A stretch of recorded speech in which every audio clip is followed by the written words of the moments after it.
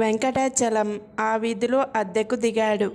Venkatachalam BA అని name board ఇంటి ముందు తగిలించాడు. అందరూ చదివారు.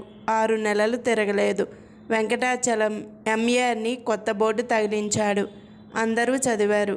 అదే వీధిలో ఉన్న వెంగళప్పకి 6 నెలల లోపల బిఏ నుండి ఎంఏ ఎలా అయ్యాడు? అలాంటి పనికిమాలిన యూనివర్సిటీలు ఉన్నాయా అని ఇంటి తలుపు తట్టాడు. వెంకటాచలం తలుపు తీసి ఏం కావాలి అని అడిగాడు.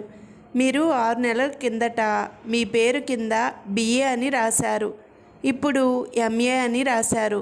అది ఎలా కుదురుతుంది? ఏ పనికిమాలిన యూనివర్సిటీ ఆ డిగ్రీ ఇచ్చారు అని గట్టిగా అడిగాడు. వెంకటాచలం చిన్నగా నవ్వుతూ, మీరు పొరబడ్డారు.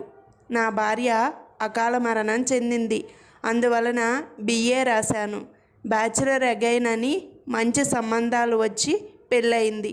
అందుకే మ్యారీడ్ అగైన్ అని రాసుకున్నాను అని తలుపు దబీమని వేశాడు. వెంగళప్ప బుర్రగిక్కున్నాడు వెంకటాచలం చెప్పిన జవాబుకి. తినడానికి వేడిగా ఏమున్నాయి అని అడిగాడు కస్టమర్. నిప్పులున్నాయి సార్ అని వెటకారంగా అన్నాడు సప్లయర్. అసలే ఆకలి మీద ఉన్న కస్టమర్ ప్లేట్ నిప్పులు తీసుకురా అన్నాడు. అంతే దిక్కులు చూస్తున్న సప్లయర్తో. నేను చెప్పింది అర్థం కాలేదా?